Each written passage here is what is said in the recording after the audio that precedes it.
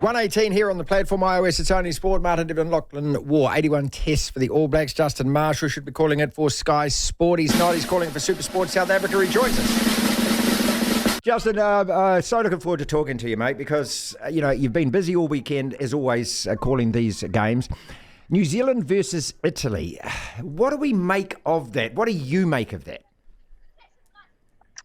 You know what? I knew that was a question coming to me from you, Devs, and I was thinking about how I boil this down and also how I don't seem negative, because how do you be negative about a complete performance? 14 tries, a comprehensive win, probably should have even got to 100, and everything that the All Blacks went out there with in terms of intent. So physicality, set piece, everything functioned really, really well, and they annihilated the opposition. And it's opposition that is tenacious and it has shown that they have improved incredibly over the last decade at least. So you throw that all into the mix, but then you go, they were not there on the day. Like tackling at 63% and falling off 38 tackles.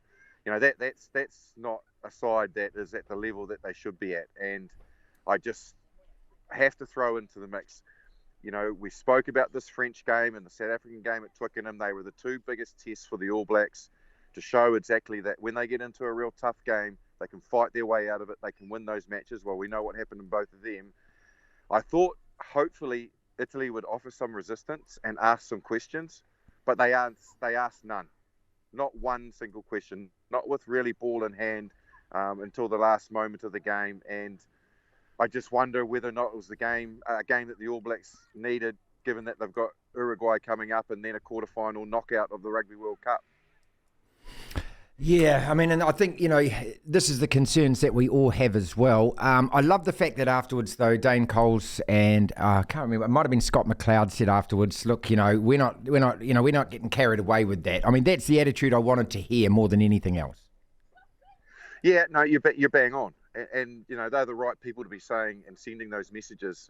But you can't replicate, tough rugby anywhere apart from being in the match and being in the grind.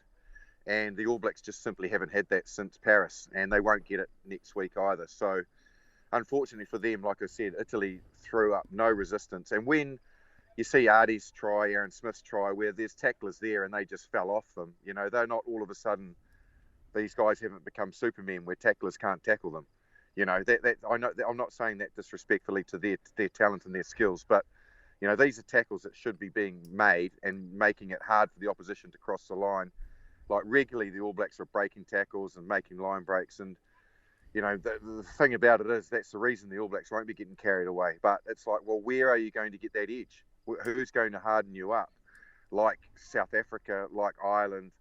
In particular, look, at the end of the day, the one encouragement, I guess, that we've got, should we progress into this tournament, and I'm very hopeful that we do, is France are in the same boat. Like at the end of the day, they have had no resistance since the All Blacks game, and they've got the same teams in their pool. So the other teams that are prospering, there's a mouth-watering game this weekend with Ireland versus Scotland. The Fiji game. Is going to be really, really interesting. Can they lift against Portugal and knock Australia out? All these teams are really having to get into the grind, whereas we just simply have to sort of turn up and, after 20 minutes, what the result is going to be. So mentally, they have a massive mountain to climb, the All Blacks, to get themselves ready for a quarterfinal, because what they've got left is not going to take them to the place they need to be to create that edge. So they need to be creating it at training. Justin Marshall, 81 tests for the All Blacks for us, calling it all for SuperSport there in France. You've been in that environment, 81 tests. You've been in situations where you are thrashing opponents and then you've got another hard opponent. I don't think the fundamentals of the processes and the systems in place have changed, Justin. I know that the training changes and players change, all of that, but I believe that, I hope that the ethos and the understanding of what's ahead is exactly the same. So you put yourself in that headspace. You're in that All Black camp right now. What are you saying to the other guys? Well, I think you're just trying to continually remind yourself that what you're going to face is going to be much, much more tougher than what you're facing at the moment. And somehow you've got to get your head around that, when you run a really good line and you bust the tackle, that against what you're going to come up against when it comes to quarterfinals, semi-final, finals of Rugby World Cup. They're going to make that tackle. So then you have to reset and then reset and then reset. And that's the hard part of being in a pool like the All Blacks are in. Can they get their headspace into that area of what we're doing is still really, really good. And you cannot fault your game plan, the execution, anything that they did. And they look ruthless, they look hungry. Let me throw this out there. I really loved the little moment in the game when the All Blacks were already up by 20-odd points. Something happened close to the line. It was a clap small or a breakdown near the line, and Brodie Retallick took umbrage against one of the Portugal players. He gave him a good old-fashioned push in the chest, or sort of more in the sort of throat area, and he had a look on him like he was going to absolutely rip his head off, and then he gave him a verbal as well. And I thought to myself, your attitude, for me, the way that you have just approached that, this is just a little micro moment in the game, shows me that your head is there. Yeah. You are priming yourself. Yeah. For what you're going to face in about 2.5 weeks' time. I liked seeing that. And you think, Marshy, where did you pick that out of? Like, there were so many amazing tries, 14 tries, skill set galore, goal kicking was immaculate. But that's what I look for. That's the edge that we need, that we are not going to take a backward step. And the fact that we were up by that many points and Retallick was still filthy at this guy and he wasn't going to take basically any crap from him made me think, okay, yeah, maybe they are creating what we need to really grit our teeth for a big game. I think he yelled, "They're gassed! They're gassed!" Which I just I lip read, and I think it was he was an unhappy man, and he let the bloke know as well. Yeah, brilliant. Yeah, no, I love that. All right, so putting your South African viewers' hat on, this is a team that did the number on us at Twickenham as well. We know Ireland then confronted them and out-physicaled or out-muscled, certainly equalled them in every aspect of that side of the game. Then they played Tonga after that, and it's a 49-18 scoreline. But what I want is you've been able to observe them and the way that they are playing. So where are they at in your mind right now, the Yarpies?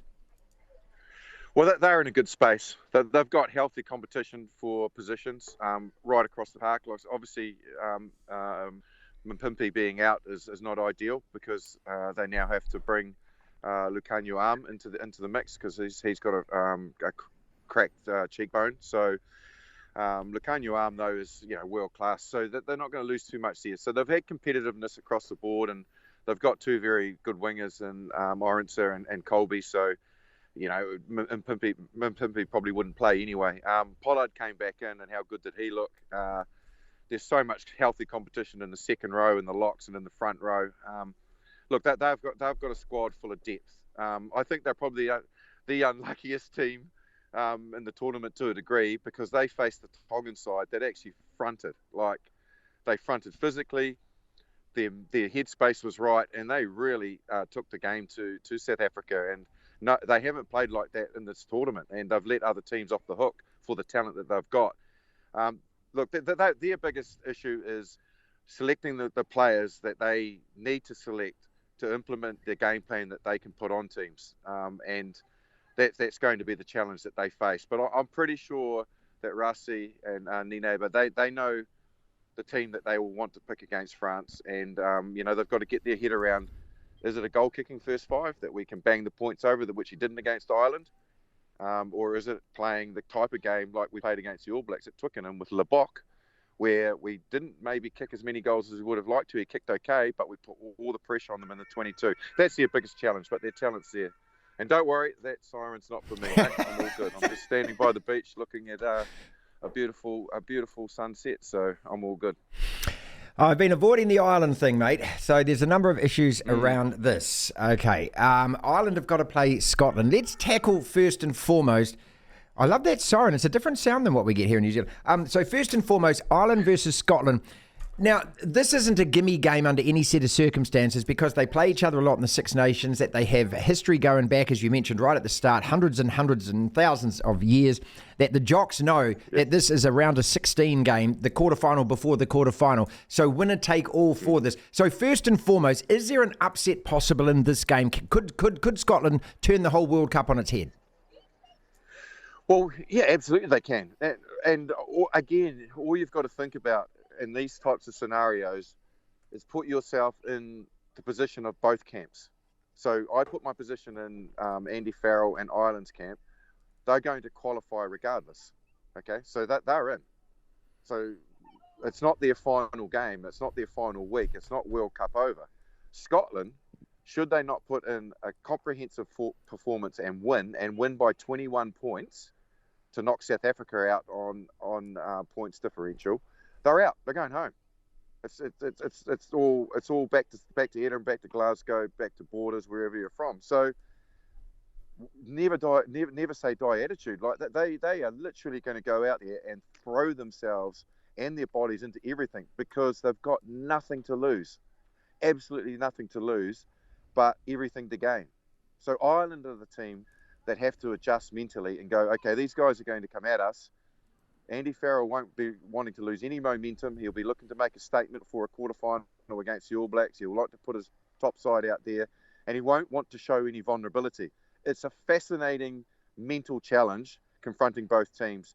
If you look at stats, Ireland should win it quite comfortably. Scotland have struggled to beat them in the last 5 years. They're a good side, Ireland. Scotland don't have the forward pack, in my mind. They can cause you troubles with their backline, but ultimately, the way that it plays out on form, Ireland should win this game reasonably comfortable. But, hey, throw situations like I just mentioned into the mix and anything in sport can happen. So, yes, as answer to your question, they could throw this World Cup on its head should they have a good day out, and Ireland don't. Here's a weird thought. After watching the Italian game, I was thinking that's probably, in a lot of ways, the worst thing that could have happened for the way that Ireland are now going to approach, if they do play the All Blacks, because it's just a warning sign that, hell, we give these guys any room, any space, look at what they can do to it.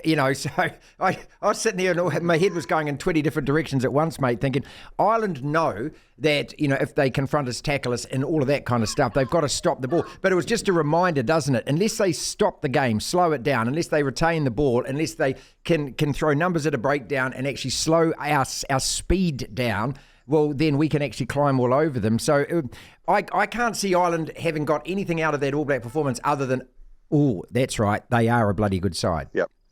Yes. Yeah, absolutely right. And they were scoring tries, like it wasn't at consummate ease. So, yeah, it was a warning shot across the bow of Ireland, who would have looked at the fact that, the All Blacks can hurt you from anywhere on the field.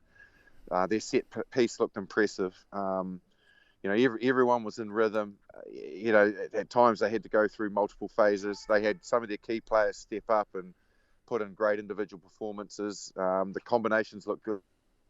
They had some physicality back with Frizzell in the mix. So, yeah, it's a bit of a funny one, isn't it? Because they were kind of ticking along okay after the French performance, but that was a real statement game against again a good side in the world, in the top 10 in the world, which they completely made look so inadequate and not deserved of their spot in that top 10, and equally coached by a New Zealander who knows our traits and our weaknesses. They were made to look very ordinary, and that would have, I guess, just prickled Andy Farrell and his leadership group to say, hey, we can not let these guys go into the game full of confidence and play. So it's a bit of a funny one, what you read into it in terms of the reaction from Ireland, and equally what the All Blacks' confidence levels are like as well.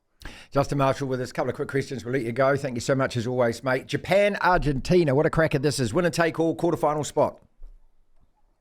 Yeah, cracking game. I watched that Japanese game against Samoa. Same. And what a belter that was. And